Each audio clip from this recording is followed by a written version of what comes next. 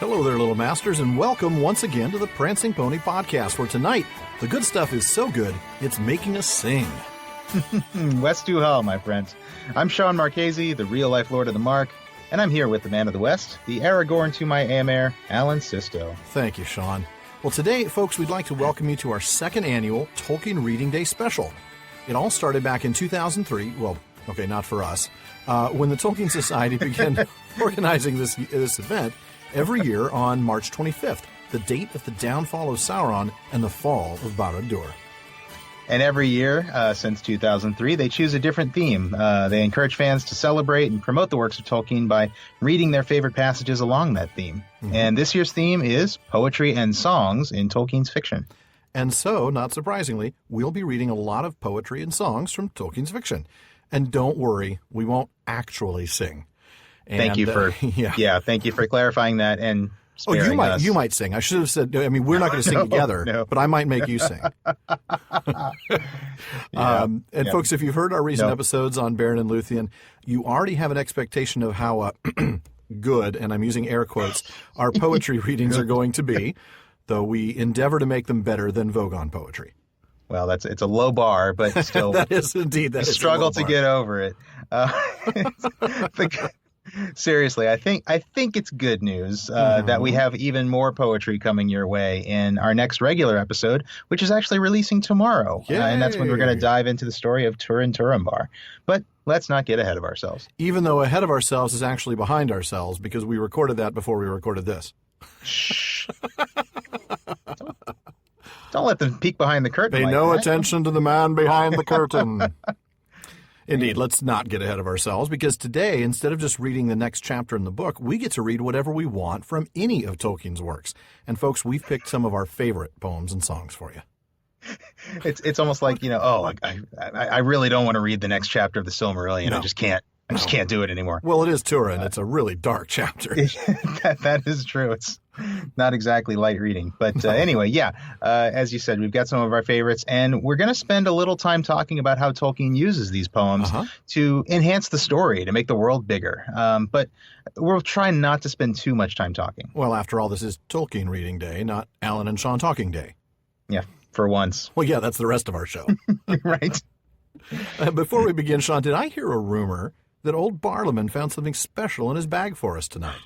Oh, you heard that, did you? Yeah, surprise. Barley doesn't have any mail for us today, but he did reach way into the bottom of that bag, and he found for us a Tolkien fun fact. Woohoo! Yes, that music never gets old. We need to get more of these in. We do.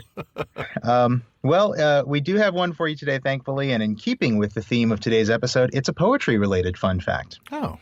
But before I get into it, I want to ask you a question, Alan. Okay. When you read our mutual favorite author, J.R.R. Tolkien, have you ever skipped the poems? Oh, how did I know this was coming? Well, Shawn, you probably read in my Prancing Pony Pondering last week that the answer is actually yes. But not anymore. Not anymore. Yeah, well, no, that's good. Yeah, you've learned the error of your ways, I'm sure. Yes, I have.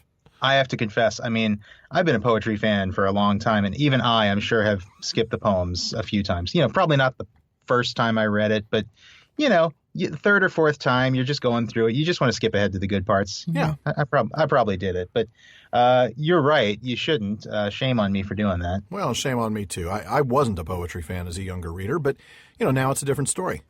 Yeah, well, probably I'd be willing to bet Tolkien had a lot to do with that. No doubt. But so, I guess the good news is we're not alone. We're not the only people who've ever skipped the poems. In fact, I did a little Google search on this.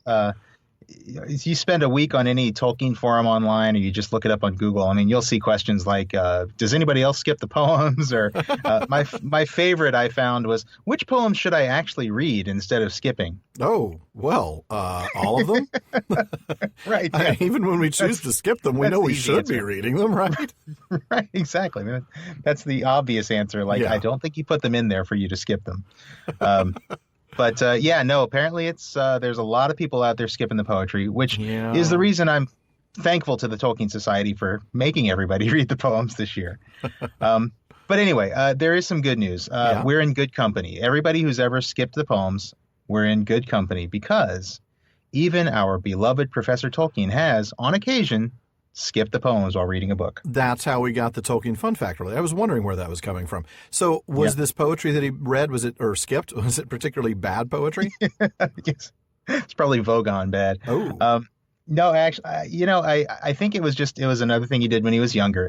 Actually, on fairy stories, there's a beginning part of fairy stories where he's talking about sort of his own childhood and the things he used to enjoy reading when he was a kid. Right. The paragraph is mostly about how he didn't really like fairy stories at all when he was a child, which is fascinating. It is. But he does make a brief aside in that paragraph to say that he was insensitive to poetry and skipped it if it came in tales. Oh. He said, poetry I discovered much later in Latin and Greek, and especially through being made to try and translate English verse into classical verse. So, skipped it if it came in tales. Well, to be fair, that was when he was a child, and, Well, that's true. Which means it was probably like when he was 5. He was probably translating English verse into classical when he was like 8. I'm sure he was definitely translating Latin and Greek by the time he was 6. Yeah, so it had to be when he was 5. My goodness, yes. Yeah. Yeah, no, definitely when he was a child, not when he was a professor of at least he didn't admit that he was skipping it when he was right, exactly. Anyway, so yeah, I agree. I mean, if you're not a child and you've been skipping the poems, well, don't. And if we haven't convinced you of that yet, hopefully we will by the end of this episode. Well, hopefully, if nothing else, you'll want to read it yourself because you might read it better. But for now, let's go ahead and read some poetry and songs in Tolkien's fiction. All right. I've opted to take a different tack than Shawn has today. I'm not going to give you any spoilers, but I don't think anybody who's been paying any attention at all over the last year will be surprised at the poetry he's going to be reading today. I'm fairly predictable in my likes and dislikes. Proverbial one-trick pony there. I wanted to take this chance to do what a trick it is. It is. I wanted to do a comparison, sort of a 30,000-foot overview, a survey, to provide a sampler of each of the different races' poetry and song, and to talk about their differences and similarities. I think it's a great idea. I'm actually glad you're doing this. I kind of wish I'd thought of it myself. But, I think one of the things I'm sure we're going to notice is just how much the poetry of each race reveals things about their character and about their culture. Mm-hmm. It kind of makes me think of one of the letters that Tolkien wrote to his son Michael, in which he said, he's talking about poetry, and he says, "The verses in The Lord of the Rings are all dramatic. They do not express the poor old professor's soul searchings, but are fitted in style and contents to the characters in the story that sing or recite them, and to the situations in it." So, as a writer, that was something he was doing with his poetry, and was really trying to evoke the personality of the character singing it, or I think the races themselves. Yeah, I think that's a very good point. I think that's what we're going to see as we jump into some of your readings here, is just how much they flesh out the secondary world. But anyway, enough of that. I want to hear some Let's poetry. read. Okay. Well, because I want to end with the children of Iluvatar, elves and men, I'm going to start with the bad guys. So we're going to look at a little goblin poetry first with Clap Snap from The Hobbit. I'm going to go ahead and read the last couple of lines before the verse, because I think it puts it into context and reminds us that the goblins are actually singing. Now there came a glimmer of a red light before them. The goblins began to sing or croak, keeping time with the flap of their feet on the stone and shaking their prisoners as well. Clap, snap, the black crack, grip, grab, pinch, nab, and down, down to Goblin Town you go, my lad. Clash, crash, crush, smash, hammer and tongs, knocker and gongs, pound, pound, far underground, ho-ho, my lad. Swish, smack, whip, crack, batter and beat, yammer and bleat, work, work nor dare to shirk, while goblins quaff and goblins laugh, round and round, far underground, below, my lad. Charming folks, those goblins. They're lovely guys. I wish I had a daughter so I could forbid her from marrying one. Oh, wait, I do. Wouldn't have to, though. That's another Hitchhiker's Guide reference, I think, isn't it? Is it? The Vogons, yes. Something about I think Arthur Dent said, "I wish I had a daughter so I could forbid her from marrying one." Oh, that's brilliant. I didn't even catch that. Not that you'd have to. Vogons are horribly ugly, I think the book goes on to say. But anyway. Maybe not quite as ugly as orcs. Maybe not. I did have to dig into The Hobbit for this, as I could find no examples of orcish poetry or song in the other stories of the legendarium. But before I guess that makes sense, Yeah, but there is an example. We just don't actually hear the words. There's a snippet from the end of Book 4, The Choices of Master Samwise, right near the very end. Sam's following Gorbag and Shagrat. Sam heard a burst of hoarse singing, blaring of horns, and banging of gongs, a hideous clamor. So orcs do sing, just really badly. I like the reference to the croaking in The Hobbit. That's great. That's so evocative, isn't it? I mean, you can almost hear the sort of froggy sort of rah. But you know what's interesting, and let's face it, not surprising, about this goblin song is that they're singing about really evil things. They're singing of slavery, of abusing their prisoners while they're laughing and drinking. Work, nor dare to shirk. Right. While the goblins quaff. And laugh. Yeah. You know how hard it is to not try to make those two to not try to rhyme them. Laugh or quaff off. I mean, I know. Your brain wants to make them work. It's really hard. There's also, interestingly, a ton of onomatopoeia in here. I love it. The clap, snap, clash, crash, crush, smash, whip, swish, smack. I mean, man, it's all over the place. It's very and it's all these really harsh. It is very hard sound. A lot of monosyllabic. A lot of monosyllabic. I mean, I don't think we get other than goblin. We don't get a 2-syllable word until hammer and tongs, knocker and gongs. That's true. It's very. I don't have a musical background, but I only know this because of friends. Staccato. There is a very punchy sort of. Doom. And it to me it really reveals this sort of kind of juvenile intelligence. You know, there's not a sophistication to it. The onomatopoeia in particular it's kind of fun, but it reveals the limited vocabulary of the goblins. Right? Yeah. But anyway, just really interesting stuff. And I'm not going to go and actually recite the other one, but I wanted to mention the other goblin song, which, like I said, I'll save you the trouble of hearing, is the ever-charming 15 Birds and 5 Fir Trees that's sung Bilbo and the Dwarves are in the trees. You know, we talk about The Hobbit being a children's book. Good golly, not so much right here. Listen, I mean, do you remember the imagery that's in this song? The goblins aren't content anymore with putting them to work. They're basically talking about cooking them in the 15 Birds, right? Yeah, they're hungry. The goblins are actually talking about describing. Well, here I'll just give you some of the words. The dwarves are to be baked and toasted till beards blaze and eyes glaze, till hair smells and skins crack, fat melts and bones black. That's pretty intense. That's pretty graphic. I mean, I could just imagine a Peter Jackson scene showing that because he loves horror films. Oh, sure, yeah. He could have, done a number of one of the dwarves, doing that. Yeah. I'm not sure which one I would have voted for. Which one of the vote bees, off probably. the island? One of the Oh man. Oh man. Wow, that's intense, isn't it? So, they sing eyes about glaze. evil. Oh, that's just icky. Isn't it? Just nasty. Icky. I know. Yeah. And the singeing of the hair until it just smells and the skin cracks. So gruesome. The goblins are pretty evil and their poetry reveals it. So, we talked about how they reveal these the poetry reveals a little bit about who it comes from.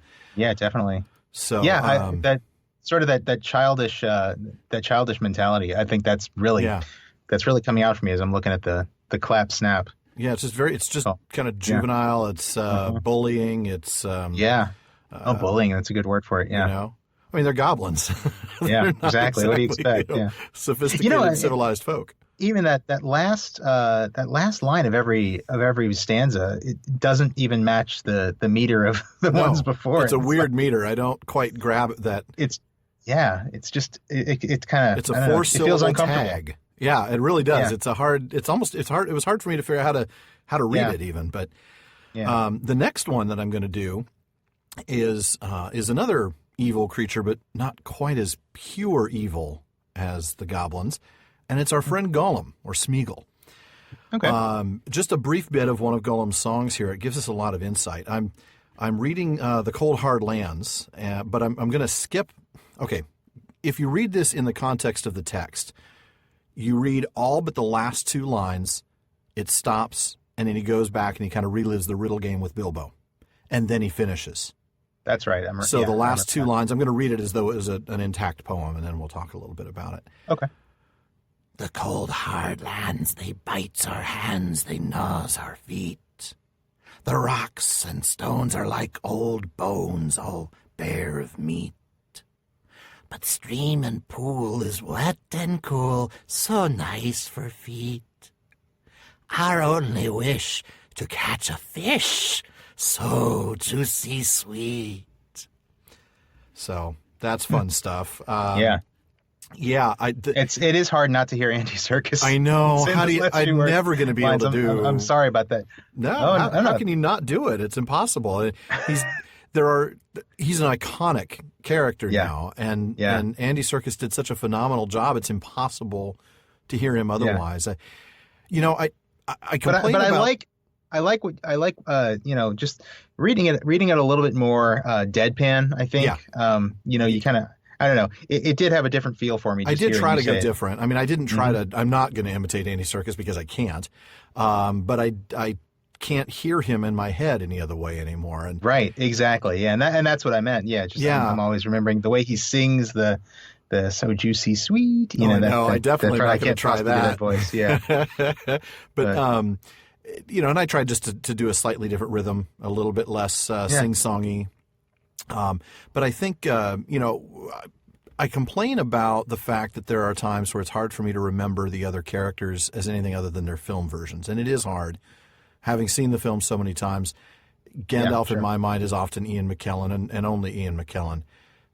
That bothers me a little bit. I want to be able to go back to the time where I could remember the characters as I remembered them and as I imagined them myself. But with Gollum, not so much. I have to say, Andy Serkis did such a phenomenal job in bringing Gollum to life. In terms of his vocalization, I agree that there were some times where the direction was clearly over the top and it was a little bit odd. But in terms of just the actual vocal quality and the way he spoke the lines, I'm okay with the fact that that's all I can hear in my head because that's pretty much what I was hearing before. Yeah. I mean, it really is very close to what I'd imagined him. Yeah. But yeah, more vivid, I think, for me. Yeah. Very, definitely.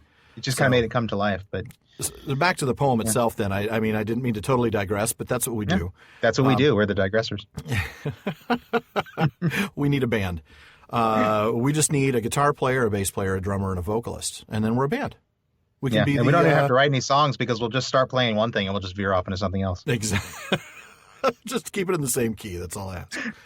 So it's a real simple verse focused on Gollum's usual obsession, interrupted by the riddle game, like we talked about. Mm-hmm. But what I found intriguing about this, and this was interesting, I was doing a little bit of research into rhyming schemes and all that. This if we eliminate the interruption, we have a 12-line stanza that has a rhyming scheme of AAB, CCB, DDB, EEB. So you got lands, hands, feet, stones, bones, meat, pool, cool, feet, wish, fish, sweet. So every third line. So there's a rhyming couplet. Okay, go ahead. Yeah. Well, it's a three. It's a rhyming couplet with every third line rhyming with the next third line. Basically. Right. With 3, 6, 9, and 12 all rhyme with each other. Anyway, this is called a tail rhyme stanza, and each of those is a tail. And I didn't realize this, but that was a common Middle English form of verse. Very common Middle English form of verse. I was looking stuff up. When you first Google that rhyming scheme, you end up with stuff from like the North Midlands. Really? Very close to where, Tolkien drew so much of his own inspiration. So just really interesting. But speaking, so it's an archaic rhyme scheme. It is. It's a very archaic rhyme scheme. Mm-hmm. Which I think I know where you're going with this. Well, right, and I think because of that, it is a reminder of Gollum's origin as a hobbit. Mm-hmm. And speaking of origins, Shawn, I think it's time for us to listen to some of your readings. Oh man! All right. How was that? That was a very nice segue. Such a nice handoff. Well, thank you for not spoiling what I'm doing earlier. I think I guess it's time to let everybody in on what I'm doing here. I think as you said, everybody who's been paying attention to the podcast knows that I am a huge Eärendil fan. And so as soon as we just who? Eärendil? I don't know him. Is he one of Finway's sons? You've not heard me talk about him before, have you? I kid. At first I was worried I pronounced it wrong. I was like, wait, no, I'm sure okay. Now somebody's going to write in and tell me I did pronounce it wrong, but that's how I'm going to pronounce it the rest of the episode. I think I told you, I think you caught me the first time around. I used to pronounce it Eärendil because I was seeing that the A as an indication of stress, but that's as a stress, but it's got it's got the umlaut on it just to remind you that it's a separate vowel from the E. Separate syllable. Yeah. Right. Yeah. So anyway, Eärendil is how I always say it. And that's how I'm going to say it about 1,000 times today. I think. But and 1,000 times for the rest of the podcast. So yeah, I mean, as soon as we decided to do this episode, I knew I wanted to do the Song of Eärendil from Fellowship of the Ring. Right. And I could have spent an hour talking about just that. But I also know that we're getting close to Eärendil's story in the Silmarillion, and I really don't want to spoil that story for first-time readers and steal our own thunder, So what I decided to do instead of going too deep into Eärendil's story, I want to take a look at a few different poems that all have this wandering mariner character in them. And I'm going to talk about how this conception of the wandering mariner in Tolkien's poetry changed over time. Good. So I'll get to the Song of Eärendil, but you're going to have to wait because I'm going to do a couple of other poems first. Good. And the first one I'm going to do is one of the first things Tolkien ever wrote. In 1914, he wrote a poem called The Voyage of Eärendil the Evening Star. It was the first time he wrote anything about the character. The name is actually spelled a little differently. It's Eärendil with an EL at the end instead of the IL we're familiar with.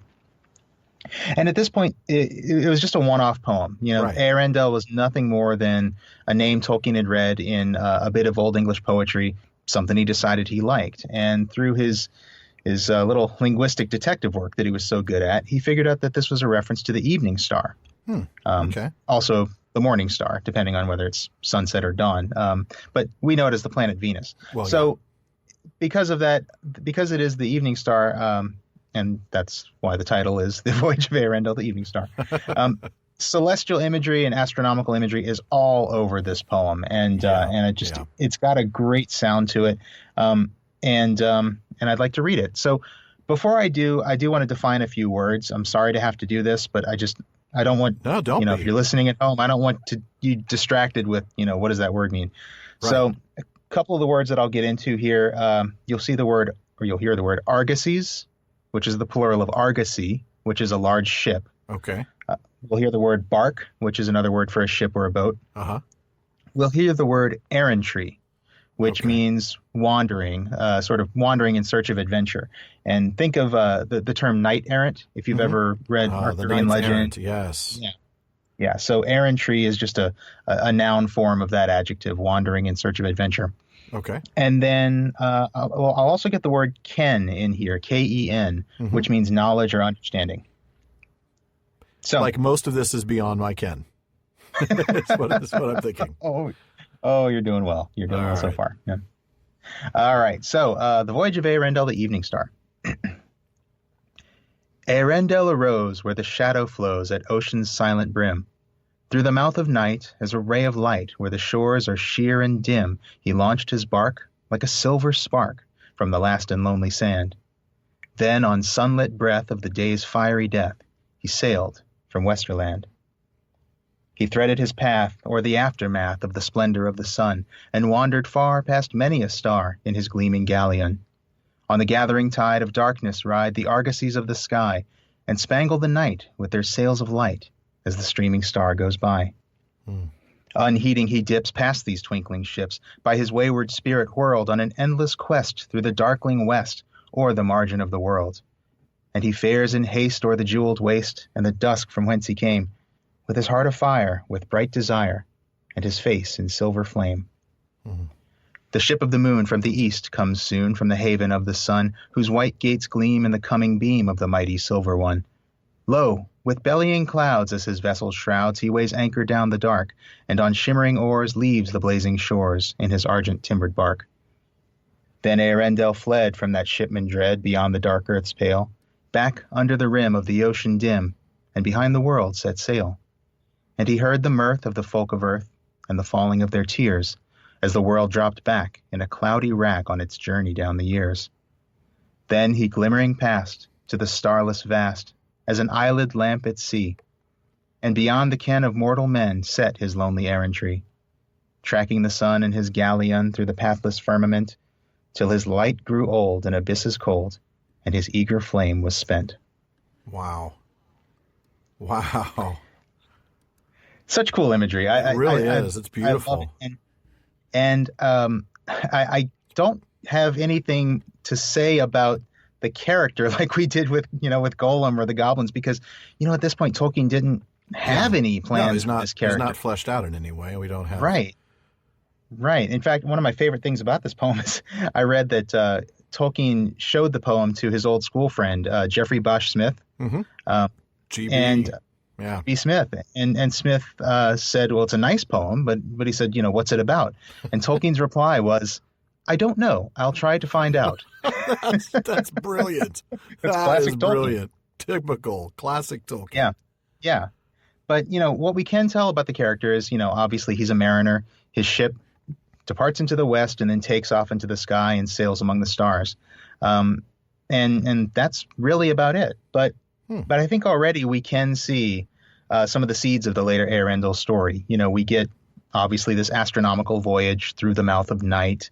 Right. We've got this idea of a silver ship, the argent timbered bark, and the traveling west over the edge of the world, and ultimately a removal from the world he used to be a part of. He comes back and he's beyond the ken of mortal men, which is fascinating. And I think there is a familiar theme that we see in this poem and in all the poems I'm going to read today, which is this idea of a voyage that starts out in good spirits. We saw Eärendil's heart is afire with bright desire, but he has all these experiences, and then he comes back a changed man. He can never really go back to where he came from, and I love that theme because it's all over Tolkien's work. Right. And I think we see it with with so many of the characters, so many of his heroes. I do want to take a moment to talk a little bit about the structure of this poem, because I think it's going to be interesting when we get into the other poems I'll talk about. Okay. You can actually break this poem down into 4 stages. I've picked 4 because I think it's easy to remember. I could probably go further, but the journey basically has a departure, right, then a journey or a wandering, okay, and then there's a struggle, and then there's a return. Huh. So in this poem, I'll just kind of go briefly through it. He departs. The first is the departure. He sets off on the journey really just because he wants to. Okay. He launched his bark like a silver spark, it tells us. Then he has this wandering, this journey. It's a little bit directionless, but he's in good spirits. His heart is afire with bright desire. He wanders past the stars. Tolkien uses that word, describes his spirit as wayward. But then after wandering, he does seem to find some sort of direction, and he fares in haste o'er the jeweled waste. The third stage is the struggle, and that basically happens when suddenly the moon comes up in the east, and the ship of the moon comes up, and he actually hides. He doesn't fight. He just hides, and he flees from that shipman dread, and eventually comes back the way he came. Then that's the fourth stage, the return, going back under the rim of the ocean dim, and behind the world set sail, which just is making me think of the sun and the moon being drawn. That's exactly what I was thinking. In haste under the earth, I think. Yeah.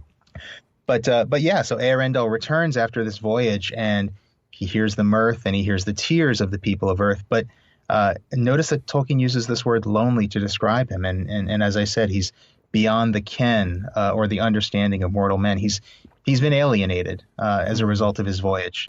And so there's really nothing else for him to do except go back out and go back on voyage until he do it until he dies, until his eager flame is spent. Which is kind of a bleak ending, I suppose. Yeah, it really is when you put it like that. His light, his light grew old in abysses cold. It is kind of sad, but you think back to the fact that the poem was written in 1914, and Tolkien. I mean, obviously Europe was already on the brink of war. Tolkien sensed that I think he sensed that the war was going to touch him and his friends personally. So maybe not too surprising that there's a little bit of a bleak ending here, but Maybe I don't not. know. You're right. But for all that, I still think it's a pretty happy poem. I think the It certainly meter and reads the like it. Yeah. it does. Yeah, the sound of it is happy. It's got one of the things I love about it is it's got this rising meter of an unstressed syllable followed by a stress. So beyond the dark earth's pale, or tracking the sun in his galleon. It's all the stresses are preceded by unstressed syllables, and it comes across as sing-songy to me. Okay. Yeah. And I kind of like that. And he's also got these rhyming half lines. You talked about some rhyme schemes before. Here he's actually got some rhymes within the line. Yeah, I noticed that on a few past things. to the starless vast, or beyond the ken of mortal men. So again, it's just these little bit of sing-songy things that he's got to the poem that make it kind of happy. It ultimately is sort of carefree. It's happy-go-lucky. It's just a story about a guy in his boat having a wacky adventure, which is kind of neat. And it's a humble origin for one of my favorite characters, but it's cool. But speaking of simple guys having wacky adventures, I think that's a perfect handoff for hobbits. Yeah. We've speaking of hobbits, we want to take a look at some of their poetry, though to be precise in this case, I chose two examples of Bilbo's poetry. Both of my examples come from the prolific poet. And I'm going to start with, I sit beside the fire and think. I sit beside the fire and think of all that I have seen, of meadow flowers and butterflies in summers that have been, of yellow leaves and gossamer in autumns that there were, with morning mist and silver sun and wind upon my hair. I sit beside the fire and think of how the world will be when winter comes without a spring that I shall ever see. For still there are so many things that I have never seen. In every wood and every spring there is a different green. I sit beside the fire and think of people long ago, and people who will see a world that I shall never know. But all the while I sit and think of times there were before, I listen for returning feet and voices at the door. I love this. It's just a very that's a great one. And it's just so nice to listen to. It is. And it's very homey. It's very comfortable. It is. Homey is exactly the word I was thinking of. And you talked about the goblins and singing about slavery and abusing their prisoners, melting flesh. You talked about Gollum, singing about his favorite obsession, fish. Right. And here we've got Bilbo singing about the stuff that is important to hobbits. He's thinking about the pleasures of home, sitting beside the fire. He's singing about, or he's writing about nature. Autumn, yellow leaves. He mentions all four seasons. It starts in summer, goes to autumn, and then to winter, and then to spring. That's right. And he bounces back and forth between this reminiscing about the past, and is thinking about the future. He knows full well that he hasn't seen everything. He kind of goes back to this past-future thing before wrapping it up with what I think is most important to hobbits when it comes to the present. Those that he cares for coming back. There's this returning feet. The returning feet, voices at the door.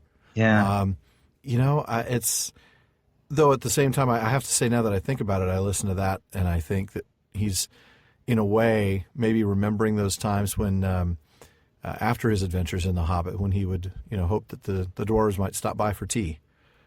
Listen for returning feet. There's a little bit of sadness there, maybe hoping for a friend who hasn't shown up. But I think it's definitely this appreciation of family and friends that's so central to the Hobbit life, and that's so appealing about what Hobbit's values are. There's still some sadness, some sorrow, I should say. The winter comes without a spring that I shall ever see.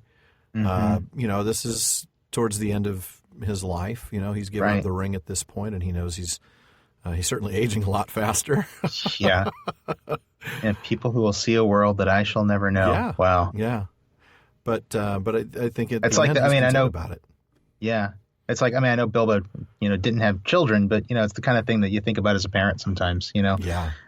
Think about your children growing up and seeing a world he sets that up Frodo's his heir. I mean, that's in a way true, that's his adopted son, really. That is true. Yeah, but it's neat, and I really it's just a pleasant, comfortable thing. I almost wish I'd looked at this other poem first, because you were talking about wandering, and that ends up playing a really big role in the next set of poems I want to read from Bilbo. I want to read his famous poems about the road. So I'm going to start with the first one, which is also in The Hobbit near the very end.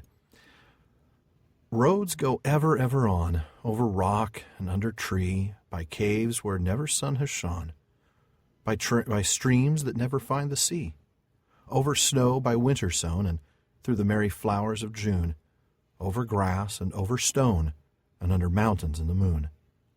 Roads go ever, ever on, under cloud and under star, yet feet that wandering have gone turn at last to home afar. Eyes that fire and sword have seen, and horror in the halls of stone, look at last on meadows green, and trees and hills they long have known. I love it. It warms my heart. It's this, again, he this return home. Home is such an important thing to hobbits, and to us. I think in so many ways we're hobbits. Certainly Professor Tolkien, identified himself as he such. Definitely was a hobbit. Yeah. And now, I don't want to completely steal from the pondering that I put up last week. I took a long look at this in the essay that went up last week. So if you're listening to this now and haven't read that, go to our website. Go read that. Yeah. Yeah. And it's definitely worth the look. But for now, I'm going to go ahead and move on to his next rendition of the poem, which is in the early part of Fellowship of the Ring. The road goes ever on and on, down from the door where it began. Now far ahead the road is gone, and I must follow, if I can, pursuing it with eager feet, until it joins some larger way where many paths and errands meet. And whither then? I cannot say. That's another one. It's hard because you keep thinking of the music. But yeah, right. From the movies, it's what I love about this. This is 60 years later, of course, is that we see that it's gone from this generic roads go ever, ever on to the very specific the road. The road with a capital R, isn't it? Yeah, the road with a capital R, just like the hobbits do for everything else. The hill, the water. Right, yeah. This is the road. The one that's so significant that it needs no other name. Right, it's just exactly. The road. Yeah. It's just the road. Yeah. But, I noticed, and I go into more detail again in the essay, I'm not trying to drive you all there right now, but the feet that previously, in the last one, in the Hobbit 60 years ago, those are feet that have gone. They've wandered, and they've gone over rock, under tree, by caves, by streams, over snow, all these things. Here, they're not wandering feet. They're eager feet that have aim and purpose. There's a job to do, even if he doesn't know what it is. He may not know where the road ends, but he knows he has to pursue it. He has to.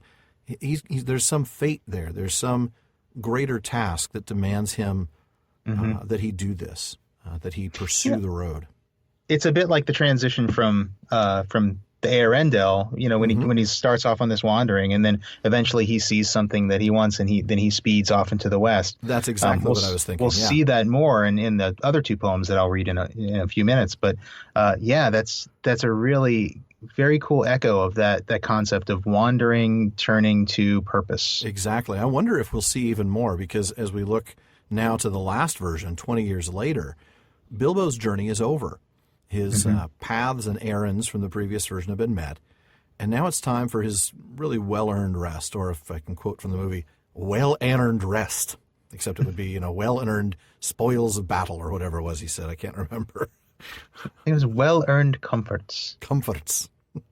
We are sitting on the field of battle, enjoying a few well-earned comforts. Salted pork. Salted pork. Now, I'm going to digress. Is salted pork like pork jerky? Is it like bacon jerky? Because I need that I need more bacon in my life. I imagine it's probably like bacon. I kind of imagine it like bacon. Oh. That's like a cured, salted pork. I mean, right? it's not like pork. It's not like pork rinds, right? Those things are kind of No, nasty. I don't think so. I think it's more like a pork belly or a bacon. Oh, well, yeah. Did you just hear my stomach growl as we're talking about bacon? Yeah, bacon. Don't get me started on bacon now. My microphone betrayed me. So anyway, it's time for Bilbo's well-deserved rest in bacon. His feet, which, well, I'm sure that the end there will would have totally some. be bacon there. There will be bacon at the end. Yeah. His feet, I love this transition. If we look just at the feet in the first poem, his feet were wandering. And then in the second version, his feet were eager. And now his feet are weary. He's done the job. The destination of the road now, it isn't the wide world of the first one with rock and tree and caves and streams and snow. It's not even this abstract concept of a fate that he has to pursue. It's now just the lighted inn where he can get his evening rest and sleep. It's just the rest, the rest that he's earned. Yeah. The rest that he's earned. Absolutely. So cool. One of the things that strikes me about these poems is the first one, we talked about Sit Beside the Fire. We talked about it as very Hobbity in general. Right. There's so much about the road poems that is really personal to Bilbo, but it's still Hobbity. It's he's talking about things in very Hobbitish terms of these comforts of home and and rest and bacon and but you just fit that in there. I did. There was bacon in one version, I'm sure. I'm sure there was. But the idea of him talking about this road doesn't seem very Hobbitish to me. That seems to me that's something that's very particular to Bilbo. You're right. But he still sees his unique experience in Hobbitish terms. It's a nice reminder of his nature, his sort of unavoidable nature. Yeah, and his return to, I need my rest. I need to go and it's time. Mm-hmm. So cool. I love that. I'm going to transition now to the Ents. We've covered now the bad guys, and we've covered our favorite little good guys, and we're going to go on to the Ents now. I was half tempted to read Treebeard's beautiful description of Beleriand that I read way back in, way back, not that far back, in episode 24. A few episodes ago, yeah. Yeah, of Beleriand and its realms, otherwise known as the map episode. But I thought it would be better to try something new, so I'm going to read the very sad Bregalad song that Bregalad, also known as Quickbeam, sings for Merry and Pippin, while the rest of the Ents are sitting around in their parliamentary meeting called the Ent Moot. Okay. Waiting to figure out if they're going to do anything. O horrifarne lassa mista carna mirie. O rowan fair, upon your hair how white the blossom lay. O rowan mine, I saw you shine upon a summer's day. Your rind so bright, your leaves so light, your voice so cool and soft. Upon your head, how golden red the crown you bore aloft. O rowan dead, upon your head your hair is dry and gray. Your crown is spilled, your voice is stilled, forever and a day. O orifarne, lassa mista, carne mirie. Wow. It's, you can just hear the sorrow, the mourning in his voice, And it turns on a dime. I mean, it goes from, just celebrating. Great memory to dead. And you're dead. It doesn't really ease us into that at all. And that is, it's hard to imagine. It's a punch. Yeah, and I think it's designed so that you really feel that sorrow that Bregalad is recalling at this point.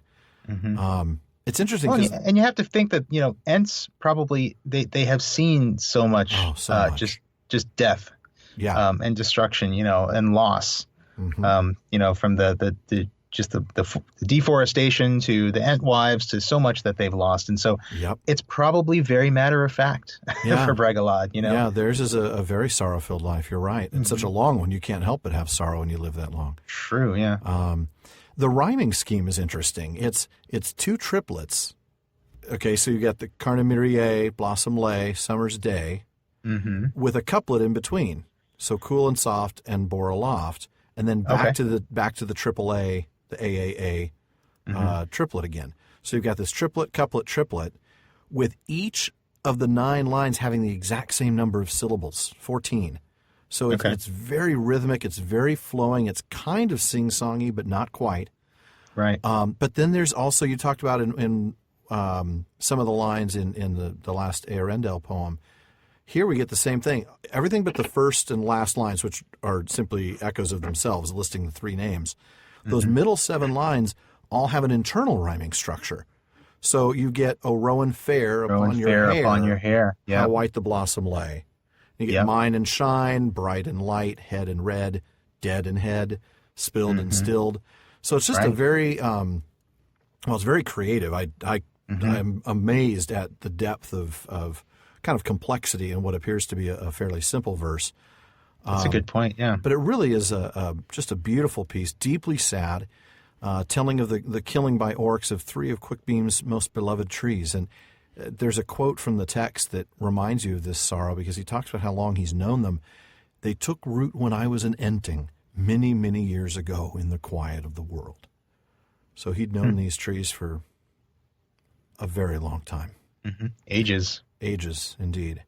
I don't have any word nerdery on those names. I wish I had. I realize now I didn't pull anything up on Orafarne, Lassamista, and Carnamirie. But maybe I'll figure something out during one of your readings. I'll Google something. Yeah, I mean the only thing that I'm seeing is Carnamirie is carne is red. Yeah, and that's the red, maybe a red crown, a red head, perhaps. I don't know. I think Lasse is leaf. I think you're right. I think you are absolutely right. But that's all I can pick out right now. Yeah. Well, interesting. Well, yeah. It's gonna bug us now. It is gonna bug us. Apparently, it is Lassamista is leaf tree. Okay. So maybe we'll. Isn't it nice to have resources? Of course, you have to know which ones you can trust, which ones to trust and which ones not to trust. Absolutely. Yeah. There are ones where I'm not so sure. Carnamirie, we do know is for sure there's red in there. I think is it red jeweled? Mir is jewel and Cinderin. Yeah. So maybe. I'm wondering. I don't know about Orafarne though. I'm wondering if it's related to Muriel's name. I can't remember what her name means though. I know Furiel, but that's she who sighed or she who died. Right, she sighed or she died. Oh, interesting. My goodness. All right, well, I'll see if I can find anything while you're reading your next one. Yeah, well, the next one, I'm going to go ahead and move on to the dwarves. This is, I'm going to go ahead and read the Song of Durin. It's a longer piece, but it's a great example of 2 things that we often associate with the dwarves: a glorious past and a somber present. "The world was young, the mountains green, no stain yet on the moon was seen. No words were laid on stream or stone when Durin woke and walked alone. He named the nameless hills and dells, he drank from yet untasted wells. He stooped and looked in mirror mere, and saw a crown of stars appear as gems upon a silver thread above the shadow of his head. The world was fair, the mountains tall, in elder days, before the fall of mighty kings in Nargothrond and Gondolin, who now beyond the western seas have passed away. The world was fair in Durin's day. A king he was on carven throne and many-pillared halls of stone, with golden roof and silver floor, and runes of power upon the door. The light of sun and star and moon, in shining lamps of crystal hewn, undimmed by cloud or shade of night, there shone forever, fair and bright.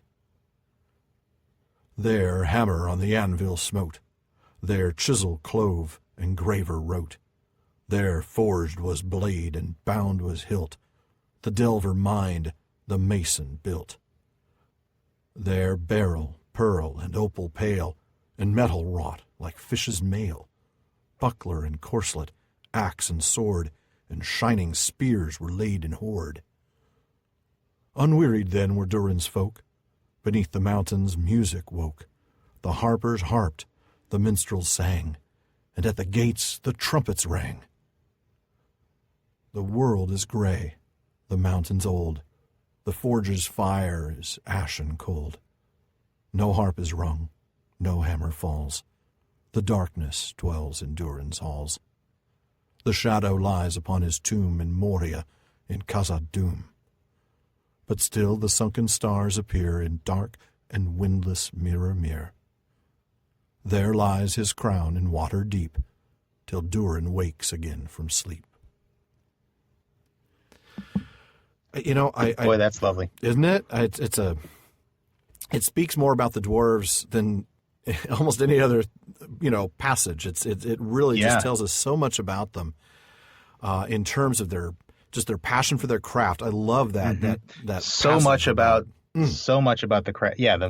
Yeah, the hammer, the chisel, the anvil, the grave, the blade. Oh man, that's my favorite little verse out of that passage. Yeah. But I especially love that historical reference. I love the placing of this in the history of the elves, the reference to the kings of Nargothrond and Gondolin. Right. Before the fall of these mighty kings who now have gone, have passed away beyond the western seas. Tells us how far back this goes. And then, of course, I think the end really tells us something too, or this reminder about Durin waking again from sleep. If we go back to chapter 2 of Aule and Yavanna, we first learned then that the dwarves believed that the seven fathers of the dwarves returned to live again in their own kin and to bear once more their ancient names, of whom Durin was the most renowned. Just amazing stuff. I love that there's beauty still. There's no stain yet on the moon, the untasted wells, the crown of stars, but really it's this description of their home, the many pillared halls of stone, and how it's always light there, undimmed by cloud. This amazing light that you just can picture in the halls of Khazad-dûm. Yeah. And when you think about, the dwarves in the Third Age and, being sort of we've talked about them being a culture in diaspora, not having a home, you can see why they would, they would so celebrate when they had this majestic home beneath the mountains. Yeah. This place that would just be unimaginable to anybody who'd never seen it. And yet at the end, the last passage, the last verse of this song is about the sorrow, the fact that the world is now gray, the mountains are old. It's not, the world was young, the mountains green at the beginning. Then the world was fair, the mountains tall. And now the world is gray and the mountains old. Right. Yeah. Again, the passage of time. And in this case, it leads to the fact that now the darkness dwells there. And, we're waiting. But there's still that hope. We always talk about hope, right? And the very last line is that hope, that till Durin wakes again from sleep. Till Durin wakes again, there will be a sunrise. There will, absolutely. The day won't come again. Aude in Tuluva. Aude in Tuluva. Oh, man. Very cool. I can't wait till we get to those in the next chapter. I can't wait. I think we get to those in tomorrow's episode. Yes, that's right. Aude in Tuluva. Yeah. So now, actually, I think those were in the last episode, weren't they? You're right; those were. I'm so sorry. Yeah, I sometimes forget. We've already recorded a couple of episodes ahead that haven't released yet. So I know it gets confusing, especially when we do these special episodes sometimes. But that was in the last episode that released a couple weeks ago. It's the alliterative verse that releases in the Turin episode tomorrow. That's right. Yeah. Oh, that's gonna be fun. I can't wait. So I know you have another follow-up, right? I do, but I got some word nerdery for you on the tree names. Yeah, good. I'm so grateful for that. So Orofarne, actually Tolkien had two different explanations for the name: mountain dwelling or mountain ash. He said two different things in two different letters. Okay, apparently. And this one it's got to be mountain ash because we're talking about. It's got to be because we're talking about a tree. Yeah, and certainly yes, of course that root Oro means mountain. We see that all over the place. Orodruin. Orodruin and Orodreth, right. Fang Orodruin, yeah. Carna Mirie, I think you said, is red jeweled. Okay. And Lassa Mista, I found a gloss for it as leaf gray. Leaf gray, okay, yeah. Yeah. It could be that. So Mista in that case would be related to, that would be the Quenya form of the Sindarin myth, which comes up in Mithrandir, the Great Pilgrim, or Mithlond, the Grey Havens, stuff like that. Okay. And I was a little confused when you said mountain ash, but that's actually another name for a rowan tree. I didn't realize, because they're not actually related to true ash trees, but they are called mountain ashes. Well, there you go. I never would have known that. Wow. But they have beautiful red fruit, and that's certainly described in this, the golden red, the crown you bore aloft. So very cool. Beautiful stuff. You know what? Reading Tolkien always makes me wish I knew more about trees. I'm ashamed to admit I don't really know anything about trees. I know so little, and I think it's because of where you and I both live. I mean, you live in Texas, where I'm not sure they have more than 3 or 4 trees, right? I'm kidding. Right. I kid. And certainly not more than 3 or 4 types of trees. What kind of tree is true. that? That's an oak. That's an oak. That's another oak. Okay. I'm here in Southern California, where everything's just paved over. Sure, yeah. I mean, they plant trees to make cities look nice, but, I'm kind of tired of cypress trees. My goodness, they're everywhere. And, of course, we have jacarandas and eucalyptus, and you don't park under one. They'll ruin your day. But sticky sap. Yeah, I do love trees, and I love getting up into the mountains. One of my favorite, I think I've told you, my favorite place to go is Yosemite, and I absolutely am in awe when I get there. The beauty of the trees and the beauty of the geography. Oh, yeah. Man. And I know Tolkien would have loved it. When I lived in California, I rented a place that had an avocado tree in the backyard. Oh, yeah. And it was an old tree. I think it only bore fruit like once every couple of years or something. And it was so messy because avocados would just drop all over the place. And I got tired of stepping over them. And then one day I just asked my landlord, hey, dude, can we have some of these avocados? He said, sure, take as many as you want. I never can eat them all. And so then we just had free guacamole. But good stuff. Man, that was a digression. That was. No avocado trees in Middle Earth. No, none. Well, why don't you, I know it's time to transition over to the second version of that verse. I really am looking forward to hearing this. I think you get some great stuff here. Oh, yeah, this is going to be a fun one. So the second poem I'm going to read is, it's basically, okay, if the last one was about happy-go-lucky Eärendil, this is just about another happy-go-lucky kind of wanderer. The poem I'm about to read is called Errantry. And I did say we'd see that word again. And here it is actually the title of the poem. And so as a reminder, it just means wandering in search of adventure. Okay. The poem that I'm about to read is not technically about Eärendil. It's actually about a completely different guy, just a sort of happy-go-lucky wandering mariner. This is a poem that was written in the early 1930s, first published in 1933, and then was later published again in 1962 in the collection The Adventures of Tom Bombadil, which is the version that I'm going to read. Yeah, yep. It's in there. Yeah, that's the version I'll be reading. Many of the poems in The Adventures of Tom Bombadil were sort of worked into the legendarium a little bit by basically being attributed to different hobbits. And this one was attributed to Bilbo. I think there's another one that I think is attributed to Frodo. It's like subtitled Frodo's Dream or something like that. Oh, yeah, I know which one you're talking about, yeah. But this one was attributed to Bilbo. And really, on its surface, it's just a bit of nonsense, actually. It's it really is. It's jangly, it's fun, it's definitely not serious. In one of his letters, Tolkien actually described it by saying, I love this. He said, "It is, of course, a piece of verbal acrobatics and metrical hijinks, and was intended for recitation with great variations of speed. It needs a reciter or chanter capable of producing the words with great clarity, but in places with great rapidity." Well, that left you out, Pip. Yeah, I know. I'm like, why did I choose to read this poem again? That's okay. I got you top. One of the ones I'm going to read. You're going to be like, you've got a challenge. You got a challenging one coming up. Yeah, I'll do my best with this one. You'll do fine. We'll see how we go. Before I begin, some vocabulary. Some of the words that I mentioned from the Eärendil poem show up here. It's a very different poem, but definitely some similar images. Sure. But some of the new words we'll get in here, we'll get the word gondola, which is a boat, usually associated with Venice, the canals, the flat-bottom boats in the canals. Here it's just a boat. Oh, very nice. You said you weren't going to sing. No, I said we weren't going to sing. And I'm not going to sing that one with you. Gondola, yeah. not related to gondolin. Just wanted to make sure. Ooh, wait a minute. I never thought about that. Gondola, gondolin, wandering mariner. Anyway, yeah. So gondola is just a boat here. Yeah. We've got the word provender, which is food.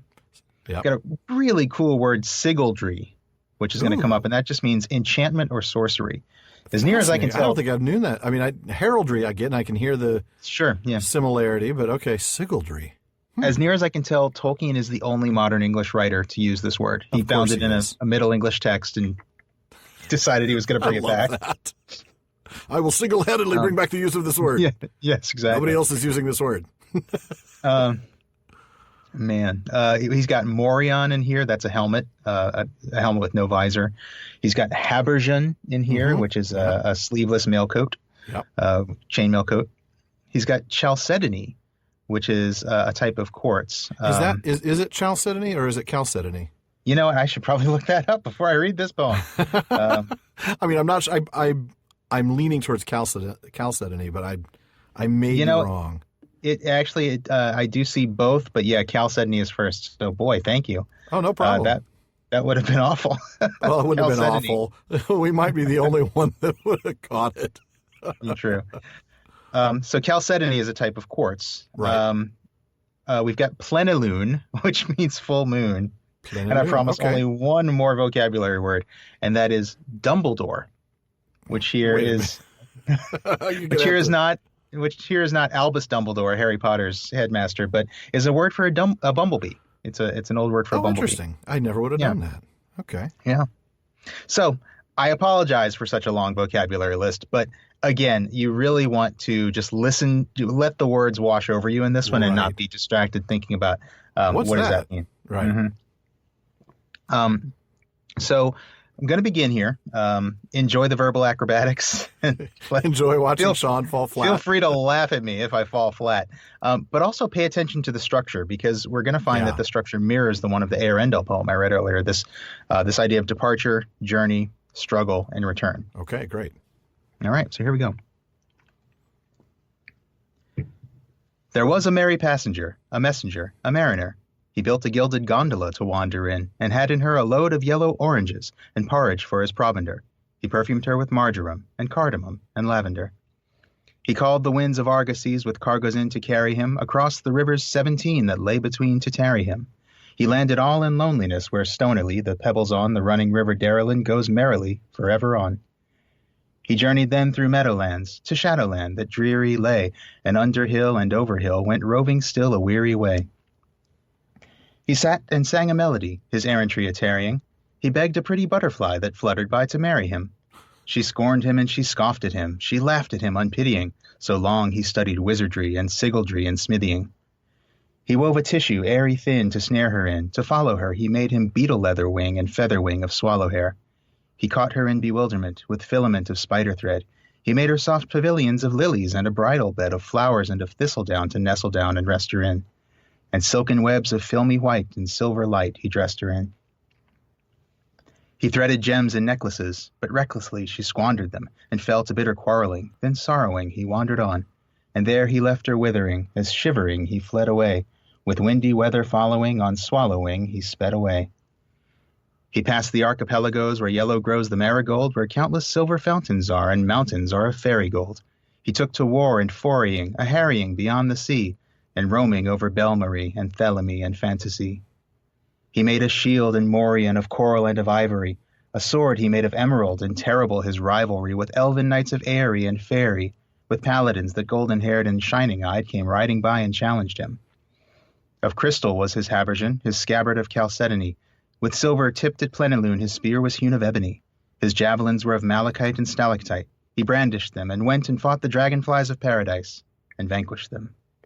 He battled with the Dumbledores, the Hummerhorns, the honeybees. He battled with the Dumbledores, the Hummerhorns, and honeybees, and won the golden honeycomb, and running home on sunny seas, and ship of leaves and gossamer with blossom for a canopy, he sat and sang, and furbished up and burnished up his panoply. He tarried for a little while in little isles that lonely lay. and found there naught but blowing grass. And so at last the only way he took and turned, and coming home with honeycomb, to memory his message came, an errand too. In daring-do and glamoury he had forgot them, journeying and tourneying a wanderer. So now he must depart again, and start again his gondola, for ever still a messenger, a passenger, a terrier, a roving as a feather does, a weather-driven mariner. That was fun. Though I do have one other word that I don't know.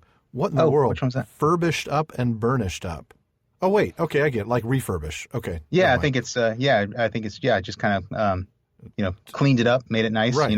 Right. But he'd never done it before, so he didn't refurbish. So he didn't refurbish. It was just Right. the first furbish. I didn't catch that word. I was like, furbish? What in the world is furbish? Yeah. It just sounds like such a weird word. I've never heard it without that prefix.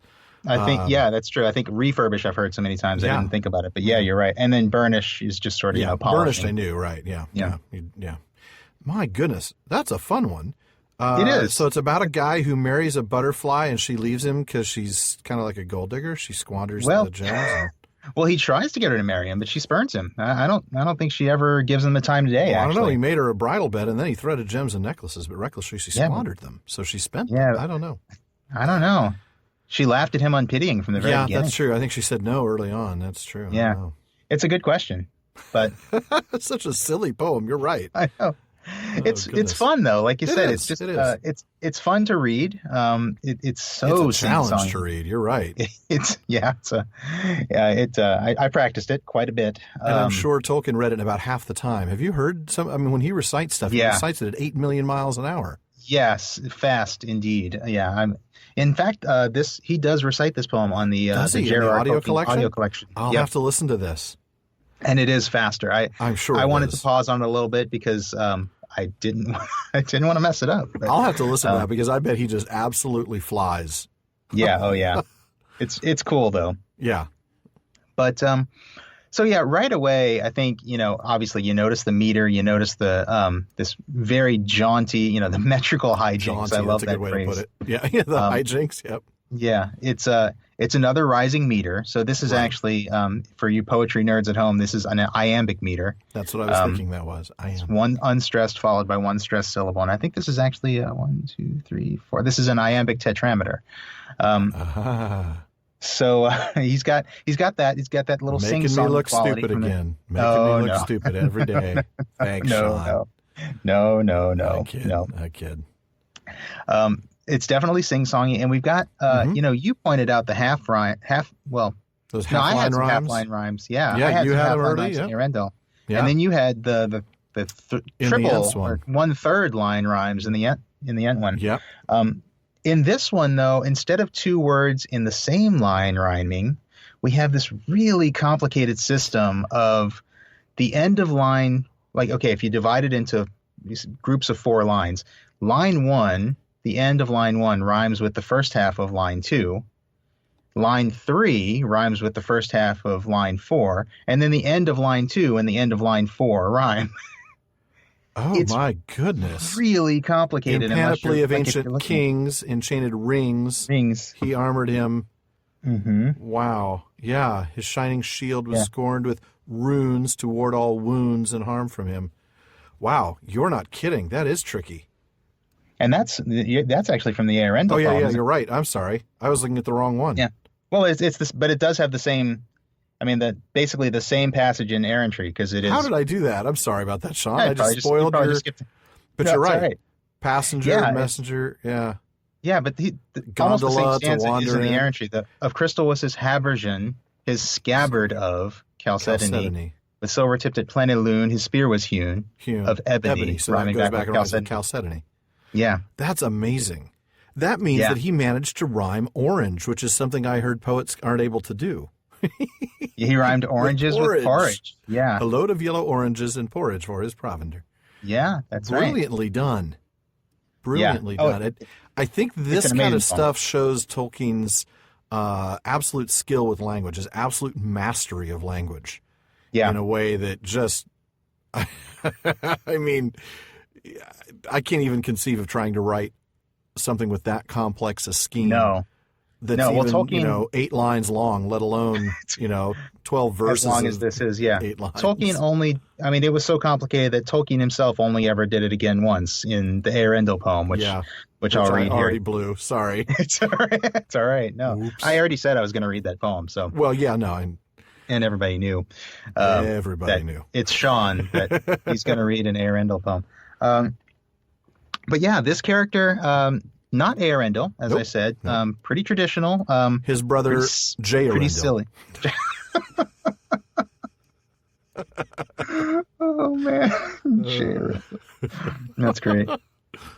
But still some similarities, and I really like that. We do get that same departure, journey, struggle, and return. We really do, don't we? Yeah. Yeah, he starts off this merry passenger. He's just kind of setting off, just kind of going to have some fun. Yeah.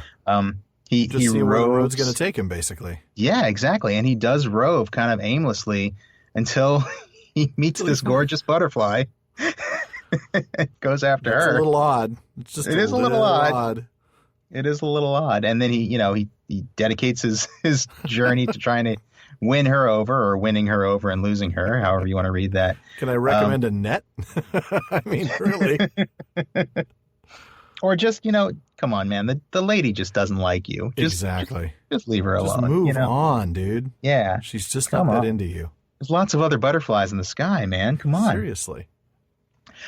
We get the struggle. He goes out and he starts all these fights. He's got this took to war and foraying, and he goes to all these fantastical places with names like Right. Belmarie and Thelemy and Fantasy.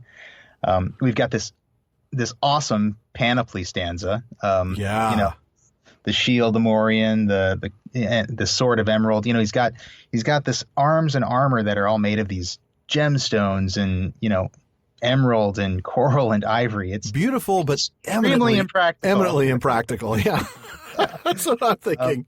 Brittle, heavy, Yeah. not really useful. But again, it's a sign that you shouldn't is a take this picture. too seriously. It's you're such right. a picture.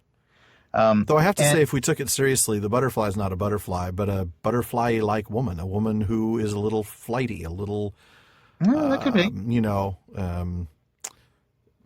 she's not interested, and she just she can't be tied down. She wants to flit Flitters around. and flutters around. Yeah. Yeah, like a flitter mouse. See what I did there? Oh man, I do see what you did there. Okay.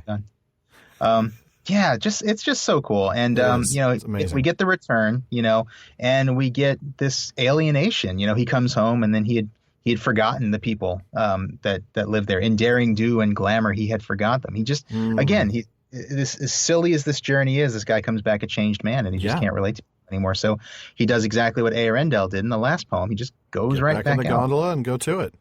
Yep. I think the one other thing I would like to say about this poem is I think I can see why Tolkien attributed this poem to Bilbo in The Adventures of Tom Bombadil. Yeah. It is very Bilbo-ish, and Even that phrase, over hill and under hill. yeah, that's Isn't true. that very, Right. very Pick up on Bilbo-y? that one. Yeah, this is maybe some of the poems you read were more the Baggins-ish side of Bilbo. Yeah, this is a Tookish. This is the Tookish side. You're not kidding.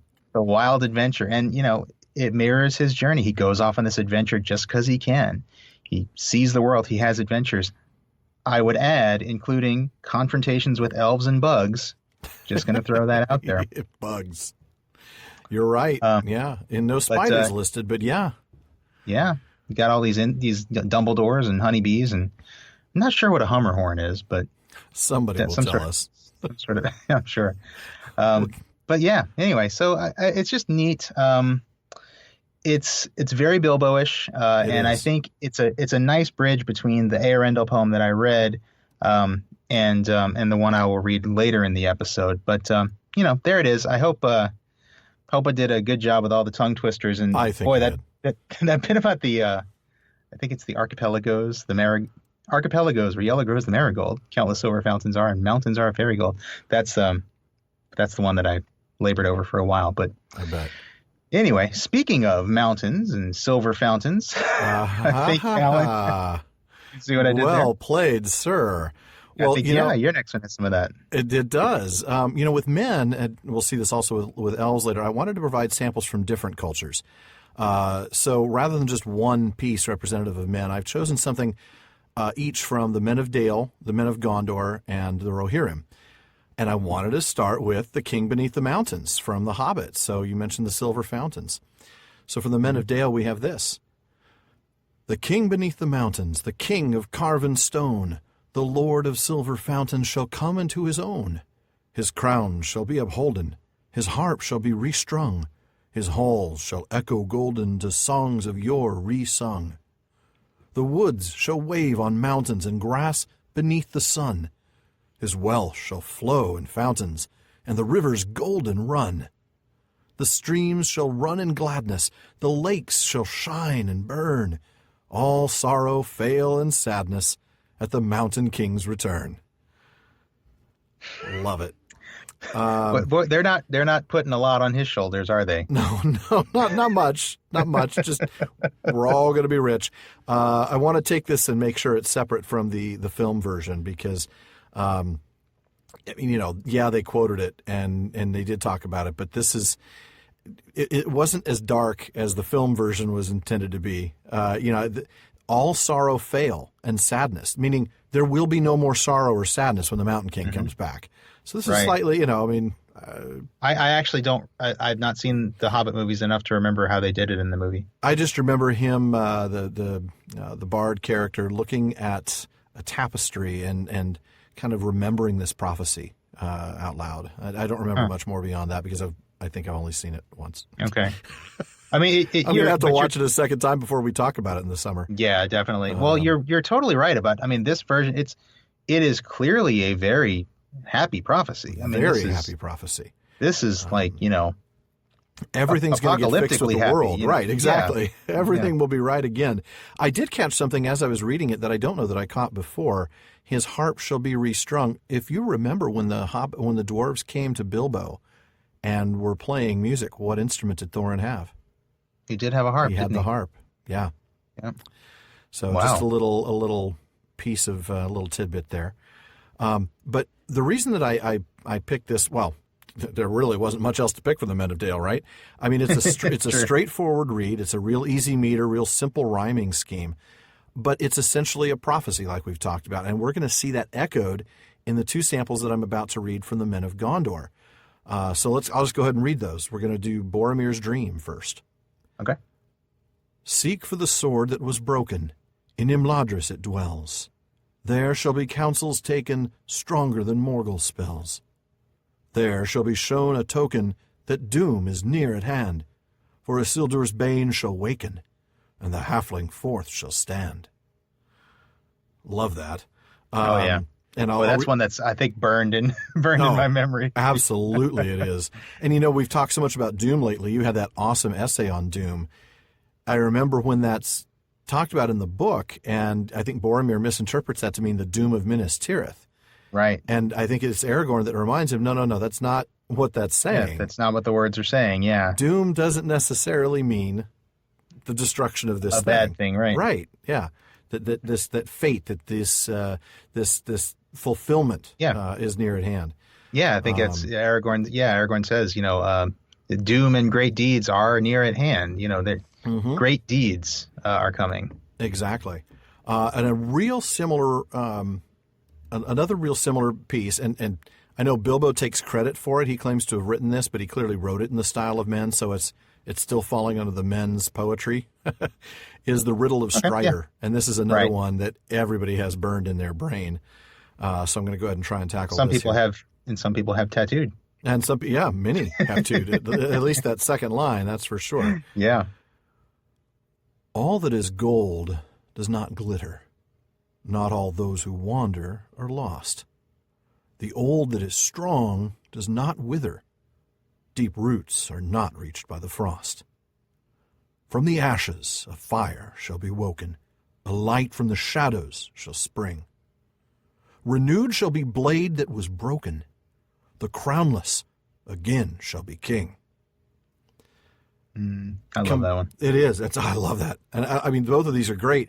And I think what's awesome is not only are they real simple, rhyming schemes, they're both speaking to something else. They're a prophecy or a riddle or a dream. All three of these are really good examples of this style, and it seems like we see this a lot with men, that men's poetry is designed to answer a question or pose a question. In the case of the Riddle of Strider, the Boromir's Dream, there was something also about the Palantir, if I remember correctly, that's similar about 7 stones and. I wish I could remember that off the top of my head. What did he bring? 7 stones, 7 stones, and 7 stars and 1 white tree. I think. Right. And that's very much this consistent style that we get for men.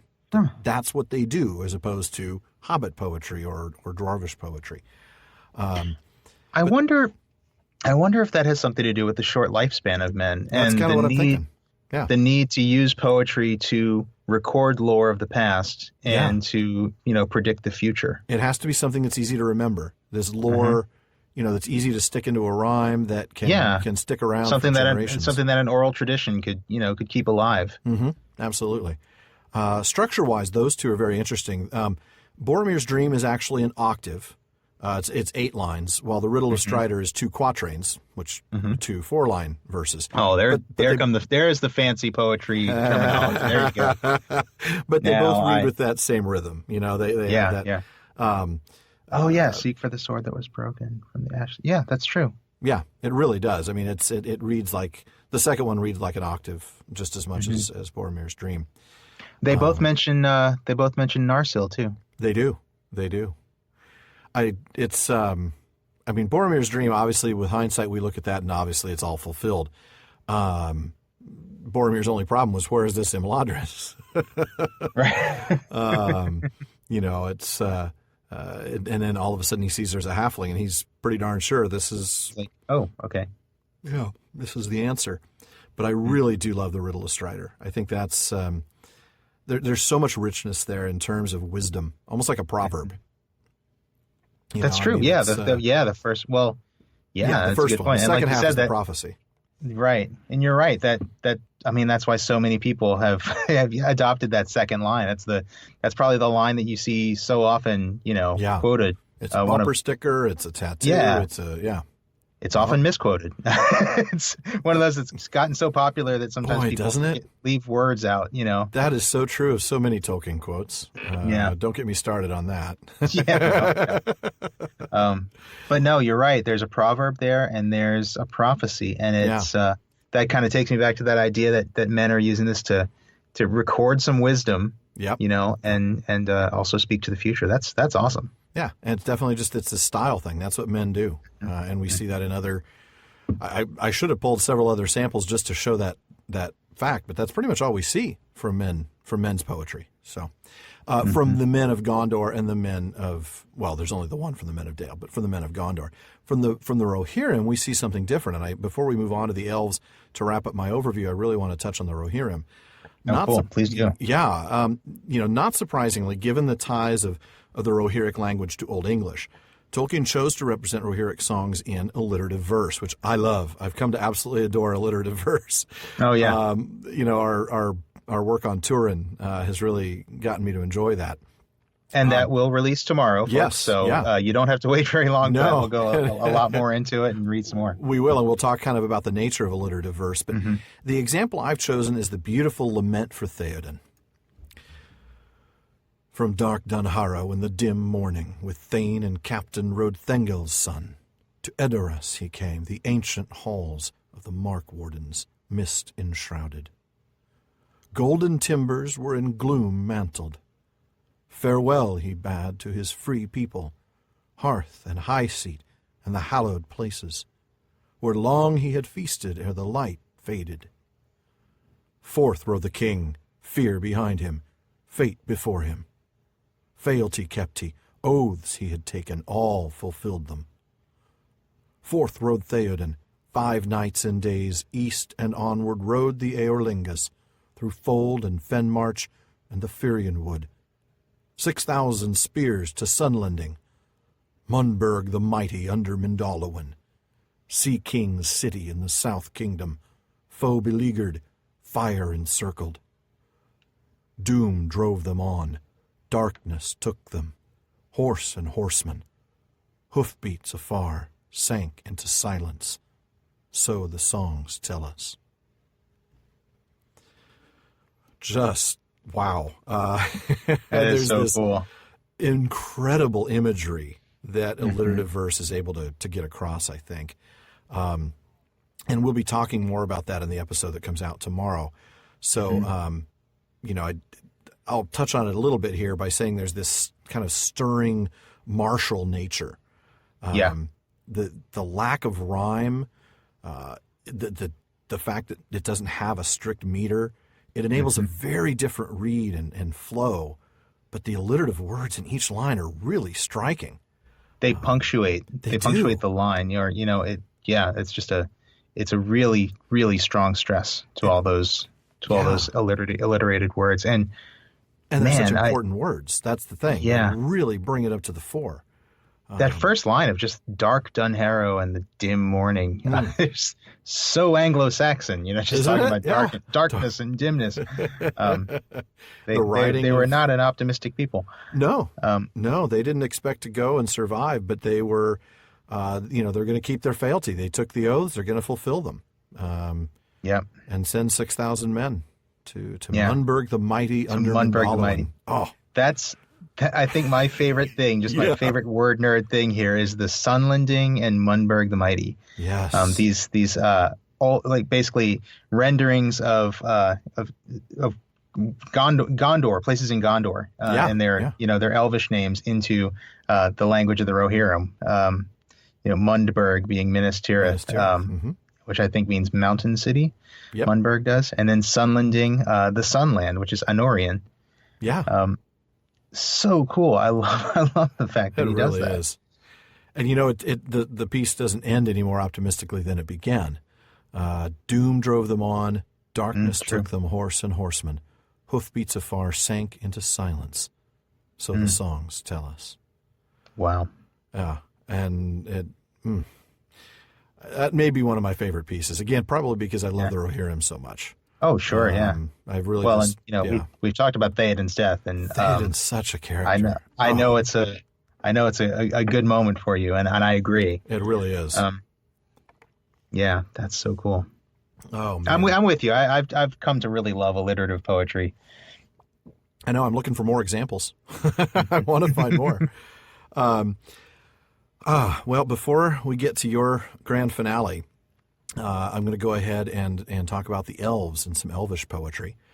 One word often, though admittedly not always, describes elvish poetry, and it's the word is sorrowful. There's a sometimes regret is really heavy in these pieces. I'm going to start with something representative of the Sindarin culture, the languages in the common tongue. Legolas says this in the woods of Ithilien after the last battle. To the sea, the white gulls are crying. The wind is blowing and the white foam is flying. West, west away the round sun is falling. Gray ship, do you hear them calling? The voices of my people that have gone before me? I will leave the woods that bore me, for our days are ending and our years failing. I will pass the wide waters lonely sailing. Long are the waves on the last shore falling. Sweet are the voices in the lost isle calling, in Erisea, in elven home that no man can discover, where the leaves fall not, land of my people forever. Oh, goodness. There's sorrow, but then there's also excitement and joy. There's this theme of our time is ending, which is really prominent in so many so much of what the things that the elves say. This sense that we're coming to an end, and that's just the way Iluvatar intended it to be. We've talked about that as we go from first stage to second to third, and so while that theme is prominent, there's this really deep ingrained desire for the last shore, for the lost isle, Erisea, Elvenhome. I love how we get all four of those. So there's an excitement along with this sadness, this grief, almost a grief of leaving, but excitement of leaving the going woods home, that bore me. Going where you I'm leaving the woods that gave birth to me. That's where I'm from, but that's I'm true. going where my people are. Right, and I said going home, which for elves, yeah, sure, but yeah, you're right. For Legolas, he's not from there. Right. It's not his personal home. Yeah. He's not a Noldor in exile. This is right. Though we're going to get to those. Can't wait. Oh boy. Yeah, that's a good one. And you know, you're so right about this this regret, and it pervades Elvish poetry. It really does. And speaking of regret, though I'll likely regret this attempt, I should try to include a little actual Sindarin. Elbereth Gilthoniel is sung in Rivendell, and I will provide the translation afterwards. Elbereth Gilthoniel, Silvren penna Miriel, Omenel aglar Elenath, Nachared Palandiriel, O Galathremen Enrath, Fanuilos, Lelinnathon, Nephayar, Sinephayaron. The translation. Very nicely done. Thank you. I like that. I think I might have gotten it. It's a beautiful. I love the way this sounds. I really, really do. But the translation is beautiful. O Elbereth Starkindler, white glittering slants down, sparkling like jewels from the firmament, the glory of the star host. To remote distance, far having gazed from the tree-tangled middle lands. Fanuilos, to thee I will chant on this side of the ocean, here on this side of the great ocean. It's just this beautiful hymn to Varda. Yeah. She's the most revered of the Valar for the elves. Let's remember that. I mean, I know Manwë is the king and the high king, but Varda is the one who is most revered by the elves. Varda's the special one, yep. Yeah. They're the people of the stars, yep. Yeah, and it's just a beautiful hymn to her. And I have to say that she's also mentioned in the longest bit of Quenya given to us in The Lord of the Rings, the beautiful Galadriel's Lament, or Namarie. Are you going to do this one now? I'm going to try. I am almost certain to make mistakes in attempting this, and I'll tell you, if this were any other day but Tolkien Reading Day, I would pass on the opportunity. Yeah. But it is truly beautiful, and it's worth the effort. So just give me a moment to get my courage up and give it a go. You got this. You got this. Let's do it.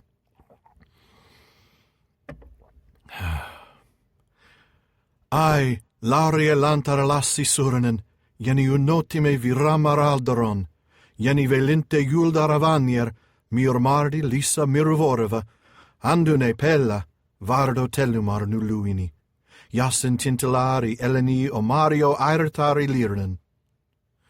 Simani julman in enquantuva? Hansi tintale varda oilosio, ve fanyar mariat elentari ortane. Ar ilie tierundula velumbule. Ar sendanoriello caeta mornie I falmalin narimbimet. Ar hisie un tupa calacirio mirioiale. Si vanwa narromelo vanwa valimar. Namarie. Nai hiruvalie valimar. Nai elie hiruva. Namarie. Well done. My goodness, it's beautiful. You did great. Yep, thank great. you. I loved it. It's such a beautiful language, and I wish I could hear even more spoken in it. I wish I could try, more. This is the longest piece of Quenya given us, so that's why I had to try it. And it's a beautiful translation. I'm going to read that translation real quick, and then we'll chat about it before we get to your grand finale. Before you do, I'm just going to say I'm glad that you didn't try to sound like Cate Blanchett in that one. Oh goodness, no. No. No. Not that you would. Not that I would. Anyway. She almost has a deeper voice than I do. She does have a very deep, very ponderous voice. Yeah. Very, very breathy. She got a great voice, but no, I was never going to try to do it as Galadriel herself. I'm just reciting Galadriel's Lament. I am not Galadriel. No, you did very well. I know my limits. I had to just focus on trying to get the words right, man. I couldn't try to do it in anybody else's voice. So the translation reads, like gold fall the leaves in the wind, long years numberless as the wings of trees. The years have passed like swift draughts of the sweet mead in lofty halls beyond the west, beneath the blue vaults of Varda, wherein the stars tremble in the song of her voice, holy and queenly. Who now shall refill the cup for me? For now the kindler, Varda, the queen of the stars, from Mount Everwhite, has uplifted her hands like clouds, and all paths are drowned deep in shadow, and out of a grey country darkness lies on the foaming waves between us, and mist covers the jewels of Calakiria forever. Now lost to those from the east is Valimar. Farewell. Maybe thou shalt find Valimar. Maybe even thou shalt find it. Farewell. Oh, man. And with that translation, you really start to get a little bit more understanding of Quenya, too. Yeah. You know, the swift draughts of the sweet mead. Mm-hmm. You end up with Miravorova, yeah. Mm-hmm. And so you end up with the Miravor. I love that. I love that the way it ties in. The who now shall refill the cup for me is referring to the cups of that sweet mead. So, you know, here's Galadriel saying, all these years have passed and they've passed like this sweet drink. And who's going to give me a refill? Mm-hmm. You know? Yeah. That sounds... Excuse me, waiter. I know, waiter, excuse me. Dink, dink, dink. Shake your ice a little bit to get his attention. But why is that? Well, that's because Varda has created shadow so that the this is all about going all the way back to when the Noldor were exiled. You know, when they left, and now they can't come back. And Valimar is lost to the Noldor. Darkness lies on the foaming waves between us. Yeah, it's so sorrowful. Yeah, you know, and I love that Oyoloseo. That's Mount Everwhite. That's the tallest mountain. That's the mountain that shall not be named in Aztec. That's right. Taniquetil. You mentioned some of the Quenya words. I just noticed in that who now shall refill the cup, Enquantua. And in our last episode, we had Aure and Tuluva, which is day shall come again, right? You're right. So this is like a future tense. So this is a future tense, yeah. And the N prefix and the Uva. We're conjugating verbs. Woo. So now we know that. So N and Uva is the prefix and suffix that marks the future tense. So quant means refill. Yeah, or fill, maybe. Or maybe fill. Yeah, I mean, yeah. Not sure about that, but good catch. Yeah. Good catch. I love all the names of Varda in here, too. You get so many of her names. Elentari and Tintale. Elentari, Vardo. Mm-hmm. I just love it. It's just so beautiful, so rich. And we also get Calakirio, which is the Calakiria, the pass that was, let out so the light could come out. Just stunning stuff, and so beautiful to try to read and to listen to. I don't know Finnish, but I know that this supposedly has a very Finnish sound. That this sounds like the Finnish language. Makes me want to learn Finnish. Yeah, no kidding. It's just gorgeous. Really. Well, even just, I know you've read the story of Kullervo, Tolkien's version of it. Yep. In English, but there's a lot of Finnish. Right, no. But there's a lot of Finnish names in there that you kind of get a sense of kind of the sound of it. And I can definitely see definitely see some similarity between, things like Falmalinnar and, to things like, isn't there like a lemon coin in Kullervo? just very musical sounding words. Yeah, musical. That's a good way to put it. So Galadriel just looks back on these long years of her life, reveals this desire to return to Valimar, and I love that it's a reminder of the great city of many bells, in the heart of Valinor. This isn't just Tirion upon Tuna. This is all the way back where the trees dwell. The city of the Valar themselves, Mm-hmm. But anyway, speaking of Valinor, we finally get a specific destination for Tolkien's traveler. Mm-hmm. He knows where he wants to go. Shawn, read us the final definitive version of this work. Well, yeah, since you've raised the bar for me with that Quenya reading, I am going to have to actually ascend into the stars to try and get over it. So, finally getting to the Song of Eärendil from Fellowship of the Ring, which is what I really wanted to read. Yep. This is my favorite of Tolkien's poems, and it's not just because of the subject matter. It's really just the way. Partly, but not entirely. Not entirely. It's a cool sound. It is. It's a poem that's also attributed to Bilbo, like Errantry was, although this is very explicitly attributed to Bilbo because in the Fellowship of the Ring, yes, it is. And going back to the Hall of Fire in the mini meetings chapter, this is the poem that Bilbo stands up and recites in the Hall of Fire. Oh yes, and Aragorn says something about if you have the cheek to if you have the cheek to make verses about Elrond's Eärendil in the House of Elrond, it's your own affair. Is basically what he says to him. Yeah, you go right ahead and embarrass yourself. Yeah, exactly. So yeah, I mean, very, very much Bilbo's story, or a story by Bilbo. Tolkien wrote it during the composition of The Lord of the Rings, so late 30s, early 40s. Okay. It's very clearly based on the Errantry poem. Yeah, there's some lines that are right out of it, aren't there? Oh yeah. So much so that sometimes you look at one and you actually think you're looking at the other one. Just like I did earlier. Yeah. Oops. There's so many different versions. I mean, there's like in the Treason of Isengard, Christopher Tolkien shows like 15 different versions or 12 different versions or something from Errantry to this. But it's still clearly the same poem even without. Although I think even though it's got the same meter and it's got some of the same of those metrical hijinks, it doesn't have that happy-go-lucky mood that we talked about with the first two poems I read. It's got a much more somber and serious tone. So it does. Only two words to define before I go into this one. Carcanet, which longtime listeners will have heard us talk about before. This is an ornamental necklace or collar is a carcanet. And then the other thing in here is adamant, which is basically a mythical gemstone. It doesn't really exist, so nobody knows exactly what it is. Not the lead singer of a rockabilly band? Adamant? Adamant? Wow. Sorry. Wow, we've gone so far without any music references. We didn't get enough 80s rock references into this one. Oh, man. Sorry. I just got that pun. I've never gotten that pun before.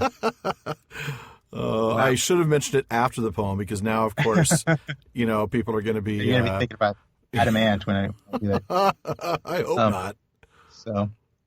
Yeah, but just imagine it being like a very hard, like magical gemstone, probably something like a diamond or something like that. Yeah, and do not sing Goody Two Shoes to yourself while you're listening to that. And now you're just making this harder. All right. Well, I don't want you so often set the bar for me on your essays that if I have the chance to keep you from vaulting over me, I should. No, I'm kidding. No, yeah, I read your last one on the road. That was amazing. Well, thank you, sir. You're very kind. I really don't want to hear you read this, so I'll stop talking. Right. All right. So this is the Song of Eärendil, and this is the version from Fellowship. Right. Eärendil was a mariner that tarried in Arvernian. He built a boat of timber felled in Nimbrethil to journey in. Her sails he wove of silver fair. Of silver were her lanterns made. Her prow was fashioned like a swan, and light upon her banners laid. In panoply of ancient kings, in chained rings he armored him. His shining shield was scored with runes to ward all wounds and harm from him. His bow was made of dragon horn, his arrows shorn of ebony. Of silver was his habergeon, his scabbard of chalcedony. His sword of steel was valiant, of adamant his helmet tall, an eagle plume upon his crest, upon his breast an emerald. Beneath the moon and under star he wandered far from northern strands, bewildered on enchanted ways beyond the days of mortal lands. From gnashing of the narrow ice where shadow lies on frozen hills, from nether heats and burning waste he turned in haste, and roving still on starless waters far astray, at last he came to night of naught, and passed, and never sight he saw of shining shore, nor light he sought. The winds of wrath came driving him, and blindly in the foam he fled from west to east, and errandless, unheralded, he homeward sped. There flying Elwing came to him, and flame was in the darkness lit, more bright than light of diamond the fire upon her carcanet. The Silmaril she bound on him, and crowned him with the living light, and dauntless then, with burning brow he turned his prow, And in the night from other world beyond the sea, there strong and free a storm arose, a wind of power in Tarmanel. By paths that seldom mortal goes, his boat it bore with biting breath, as might of death across the gray and long-forsaken seas distressed. From east to west he passed away. Through Evernight he back was borne on black and roaring waves that ran o'er leagues unlit, and foundered shores that drowned before the days began. Until he heard on strands of pearl, where ends the world, the music long, where ever foaming billows roll, the yellow gold and jewels wan. He saw the mountains silent rise, where twilight lies upon the knees of Valinor, and Eldamar beheld afar beyond the seas. A wanderer escaped from night, to haven white he came at last, to Elvenhome, the green and fair, where keen the air, where pale as glass beneath the hill of Ilmarinen, a glimmer in a valley sheer, the lamplit towers of Tirion are mirrored on the Shadowmere. He tarried there from errantry, and melodies they taught to him, and sages old him marvels told, and harps of gold they brought to him. They clothed him then in elven white, and 7 lights before him sent, as through the Calakirion to hidden land forlorn he went. He came unto the timeless halls, where shining fall the countless years, and endless reigns the elder king in Ilmarinen on mountain sheer. And words unheard were spoken then, of folk of men and elven kin. Beyond the world where visions showed, forbid to those that dwell therein. A ship then new they built for him, of mithril and of elven glass with shining prow. No shaven oar nor sail she bore on silver mast. The Silmaril as lantern light and banner bright, with living flame, to gleam thereon by Elbereth herself was set, who thither came and wings immortal made for him, and laid on him undying doom, to sail the shoreless skies, and come behind the sun and light of moon. From Ever-Even's lofty hills, where softly silver fountains fall, his wings him bore, a wandering light beyond the mighty mountain wall. From world's end then he turned away, and yearned again to find afar his home through shadows journeying, and burning as an island star on high above the mists he came, a distant flame before the sun, a wonder ere the waking dawn where gray the Norland waters run. And over Middle-earth he passed, and heard at last the weeping sore of women and of elven maids in elder days, in years of yore. But on him mighty doom was laid, till moon should fade and orbed star to pass, and tarry nevermore on hither shores where mortals are. Forever still a herald on an errand that should never rest, to bear his shining lamp afar, the Flammifer of Westerness. Wow. Well done, sir. That was beautiful. Thank you very much. Thank you. Oh, man. Like I said, it's my what a piece. You're right. My favorite poem in this entire I can world. see why. I can see why. And you know what's sad is I think that's probably one that I skipped, when I was younger and was skipping the poetry. That's probably one I kept skipping just because it was so long. Well, it's like 4 pages. So. Yeah. I was like, Bilbo talks, blah, blah, blah. Next. Right. And that's a horrible thing because for those years, I missed this amazing beauty. Now, granted, until you've read the Silmarillion, this doesn't quite really mean know as who much. This is. Right. Yeah. But once you've read the Silmarillion, you got to read this. You could never skip it again. Oh, yeah. Right. No. Well, but it is interesting because, like you say, this was Tolkien's introduction to Eärendil for people reading Lord of the Rings when it first came out. There was no Silmarillion that was complete. No. None of the poems that I've read already had been, well, Errantry had been, but that's not about Eärendil. But the old Voyage of Eärendil, that was never published. No. So this was the introduction to this character, and so it is there to give backstory. It's there to depth to get that depth of the world. Yep, yeah, the history, the mythology. Right. It's also there to set up things like the vial that Galadriel gives to Frodo. That's true. And true. It's there to it doesn't quite explain. There's you mentioned that thing from Aragorn. He said that if I had the cheek to make verses about Eärendil and the House of Elrond, it was my affair. We don't quite get an explanation for that in Fellowship, but we do get that Aragorn knows more than you would think a ranger would know. Exactly. And you get that Elrond has some connection to Eärendil. Yep. And I just love you get you get Bilbo and Aragorn's, little repartee there. I love their relationship. It's a beautiful thing. Yeah, it's great. So, it's just a phenomenal poem, and it's It is to me, beautiful.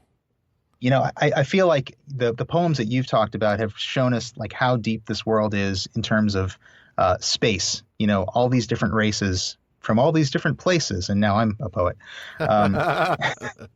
Whereas this one kind of gives you that depth in time, the sense that Right. there's ages and ages of history that inform the lives these people lead, and you get that with Galadriel's poems too, of course. Yeah. But I don't know. It's phenomenal. Mention of so many things in that we only learn about in the Silmarillion. I mean, yeah, from the gnashing of the narrow ice, the Silmaril itself, of course. There's just so much. It's beautiful. Mm-hmm. I love it. Yeah. I keep skimming over this and just thinking, man, this is beautiful. Oh, that's amazing. Oh, that's beautiful. Yeah, it's so cool, and I love. I won't go into the structure a whole lot because I talked about the structure of the last two poems. I will say that departure, journey, struggle, and return, that structure is here too. Oh yeah. In fact, it actually happens twice because he goes out, he gets lost, he comes back, and then Elwing comes and brings in the Silmaril, and then he goes back out. And then it sort of kind of turns it on its ear, and instead of finding a struggle, he ends up making it to Valinor and actually being welcomed. Right. And being taught. Sages old and marvels told. Oh, what it's lovely. It's absolutely lovely. And I mean, I think there's that sorrow. I mean, because he's now his job is to do this one thing forever. I mean, it's an errand that should never rest, right? An errand that should never rest. Yeah, I mean, he's never going to get to go back to the hither shores where mortals are. That's his alienation. He can never go back. You're right. That alienation, which we see in the other versions in Errantry and in the first one about Eärendil. That alienation, that separation that he can't return. Yeah. So tell me about this Flammifer, because that's a really, the Flammifer of Westernesse is something we're familiar with. We see that phrase. What does it mean? I mean, you got to guess part of it, right? Flam, the flam part. Flame. Yeah. It's it's an interesting word for the word nerds among us because it's from Latin. It is Latin flamma, which is flame, and then fer, which is it's from the verb fero or fere, to bear. So it means flame bearer. Okay. It's what's interesting about it is that Tolkien never Latin uses Latin as an inspiration for one of his invented words. I mean, he really wasn't a fan of Latin. Old English, Gothic, even Greek. If you want to go classical, You're right. He did love Greek, but not Latin. And I think what he's doing here is, I think he's imitating the Latin name of the morning star. Because again, Eärendil is the morning star and the evening star. Yeah. The Latin name of the morning star it actually means light bearer, and the Latin word is Lucifer. Lucifer. Lucifer. It's exactly the same construction. That fair means bearer, and Lucy from Lucis. Yeah. Right, exactly, light bearer. I think he is really intentionally echoing this Latin name for the morning star. For obvious reasons, doesn't want to use the word Lucifer. The Lucifer of Westernesse? Yeah, I can see why. I think obviously, anybody with any knowledge of the Christian tradition knows that that's a name with some very negative connotations. Yeah, that might be a name we'd give Morgoth, but not a name we'd give exactly the bearer of the Silmaril. Yeah, and so definitely wanted to steer away from it for that. Maybe also wanted to steer away from it just because it is such a real world word. You know what I mean? Like there's certain words that he tries to avoid because they are so much words of our world. That's true. Things like like potato, for example. Tobacco. Right, exactly. That he kind of wanted to go back and get rid of those things. Yeah, and those are weird examples because those are both specifically like New World words. He wanted to stay away from words with with roots Caribbean in Caribbean or in any of the Native American languages. But Yeah, I mean, I think there's probably a couple of reasons why he didn't want to use that, but it's still fascinating that he stuck with Latin. Yeah, yeah. I mean, considering he could have used a Koine or Sindarin word, and it would have probably been just as clear. Yeah. I mean, yeah. Yeah, I know. It's fascinating. But one thing I love about this, I talked a moment ago about how errantry is very Bilbo-ish. I feel like this is Bilbo-ish, Bilboian, Bilboic. Bilboian. This one I feel is very Frodo-ish. You can really see, even though it's Bilbo's words, but I think it it foreshadows Frodo's own quest. And I've talked a ton about, in my ponderings, I've talked about parallels between Eärendil and Frodo. But this sort of this quest that he goes on, and then he comes back so alienated that even though he does return to his home, he cannot enjoy it, and he has no choice but to leave. Yeah, he's no longer part of the world that he saved. Right, exactly. Much like Eärendil cannot set foot back on Middle Earth. Right. So it's gone from the story of Eärendil, from the versions that I've kind of mentioned here today. It's just gone from this very simple, kind of silly, isolated adventure story to such an important element of the mythology. Eärendil, I can talk for ages about the importance of Eärendil to this mythology. And he is just one of the most important precursors of everything that happens in the second and third ages. And definitely. Tolkien's ability to weave this one-off story into his mythology is just a source of amazement. Yeah, it's amazing. It really is. Man, that was good stuff. Yeah, well, it's fun. That wraps it up for another episode of the Prancing Pony podcast. As always, thank you very much for joining us.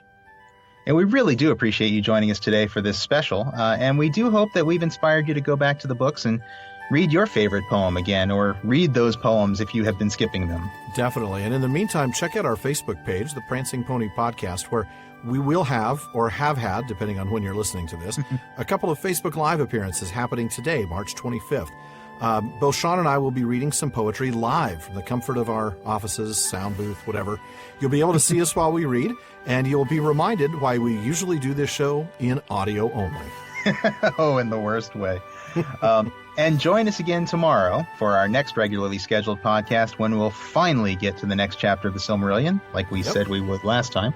And that's chapter 21 of Turin Turambar. As we mentioned last time, that's the first of 3 episodes on the chapter, and we're going to cover through the section break on page 209. It ends with the passage, "Thus did Turin come to Nargothrond." So get caught up on your reading now if you haven't already. And remember, if you are reading along and like to take notes as much as we do, don't mark up those first edition hardcovers. Go to the official library tab on our website, theprancingponypodcast.com. And you can find links to cheap paperbacks of Tolkien's works, as well as audiobooks, music CDs, and other cool things. And if you buy through those links, you'll even be helping to support the show a teeny tiny little bit. And you can also support us by leaving us a review on iTunes. Even if you don't listen to us on iTunes, you can leave us a review there. All you need is a few moments of your time and an Apple ID. If you haven't done so already, you can subscribe on iTunes or through your favorite podcast app. You can find our RSS feed on our website. You can also find us on most of the major podcast directories, Google Play, TuneIn, Stitcher, and most of the others. Whatever those all are. And a big thank you to those of you who are connecting with us on social media. We set out to start a conversation that everyone can join, and that's why we call this the Prancing Pony, and that's why we have the online common room on Facebook at the Prancing Pony Podcast and on Twitter at Prancing Pony Pod. And especially today, we'd love for you to drop us a note. Let us know what your favorite poems are and what are you reading today. And also through social media, a great place to share our podcast as well. So please retweet us, share us, and tell your friends. Anyway, one last thing as always, don't forget to send your questions, comments, or cosplay videos of you singing "Oh Tra-la-la-lally" down here in the valley to us at the Prancing Pony Podcast at gmail.com. We'll get them into our next episode. Well, 2 hours is still far too short a time to spend among such admirable listeners, but until next time. Farewell, friends. Happy Tolkien Reading Day.